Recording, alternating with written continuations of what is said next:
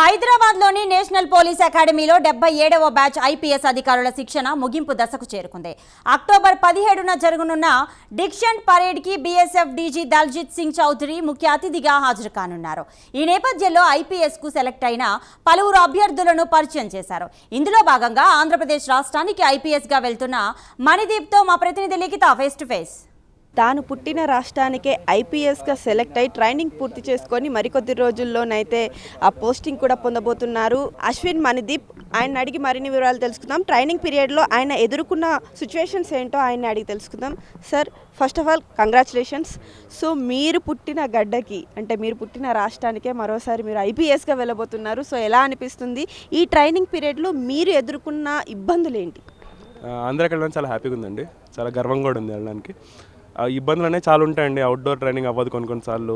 అన్నిటికీ ఇక్కడ squad system అని ఒకటి ఉంటుందండి. ఒక 13 మెంబర్స్ స్క్వాడ్ మెంబర్స్ ఉంటాం. సో పొద్దున్న స్టార్ట్ దాకా వాళ్ళతోనే ట్రైనింగ్ జరుగుతూ ఉంటుంది.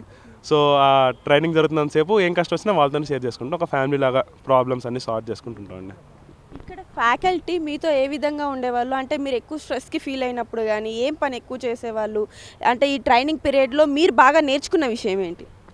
ప్రతి ఒక్కటి కొత్తగా నేర్చుకున్నామండి స్కిల్స్. ఇక్కడ అవుట్డోర్ యాక్టివిటీస్ మోస్ట్లీ చాలా స్కిల్స్ నేర్పించారు. వీటన్నిటి వల్ల కాన్ఫిడెన్స్ బాగా డెవలప్ అయింది. హార్స్ రైడింగ్ కానీ, ఫైరింగ్ కానీ, స్విమ్మింగ్ కానీ.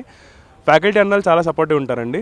ఎక్కడెక్కడ మనకి ఏవైనా తప్పులు చేస్తున్నాం, ఇన్వెస్టిగేషన్ ఆఫ్ కేసెస్లో ఎట్లాంటి తప్పులు ఉన్నాయి, ఇవన్నీ సార్ట్ అవుట్ చేయడానికి చాలా హెల్ప్ఫుల్గా ఉంటారండి.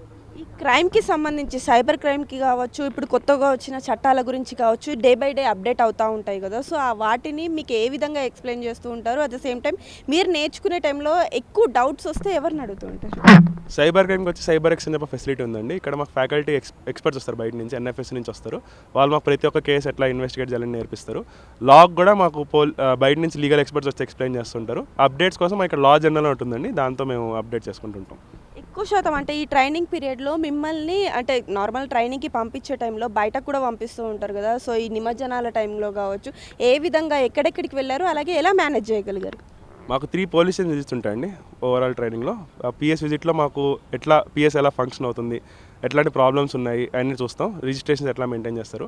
బందోబస్తు వచ్చేటప్పుడు 3 బందోబస్తు చేయించారండి. కుంభమేళా బందోబస్తు ఒకటి, గణేష్ విసర్జన్, ఐపీఎల్ బందోబస్తు.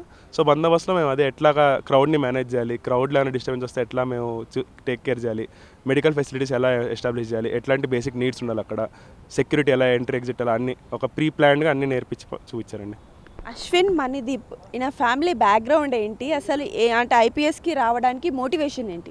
ఫ్యామిలీ బ్యాక్గ్రౌండ్ వచ్చి మా ఫాదర్ ప్రైవేట్ స్కూల్ టీచర్ అండి, physics teacher. Mother house wife, only child. రావడానికి మా ఫాదరే మోటివేషన్ అండి. ఆయనకి పోలీస్ అన్న యూనిఫామ్ అన్న చాలా ఇంట్రెస్ట్. ఆయన ఇంట్రెస్ట్ వల్ల నాకు చిన్నప్పటి నుంచి 4 టైమ్స్ అటెంప్ట్ చేశానండి. 3rd టైంలో ఐఆర్ఎస్ వచ్చింది, 4th టైంలో ఐపీఎస్ వచ్చింది. Thank you. సో మనం ఇక్కడ చూస్తున్నాము, తాను ఏదైతే రాష్ట్రంలో ఈ యొక్క ఐపీఎస్ ట్రైన్, ఏ రాష్ట్రంలో పుట్టానో అదే రాష్ట్రంలోకి తాను ఐపీఎస్గా వెళ్ళడం నిజంగా సంతోషం. ఇట్లాంటి ఆపర్చునిటీ 1000లో ఒకరికి వస్తుంది. ఇది పూర్తి స్థాయిలో కూడా లక్కి సంబంధించింది. ఇట్లాంటి లక్ నాకు రావడం నిజంగా చాలా సంతోషం అని అయితే ఇక్కడ మణిదీప్ చెప్పడం అయితే జరుగుతుంది. ఇవి ప్రస్తుతం ఇక్కడ ఉన్న అప్డేట్స్. కెమెరా పర్సన్ భానుతో లిఖిత, ప్రైమ్9 న్యూస్, హైదరాబాద్.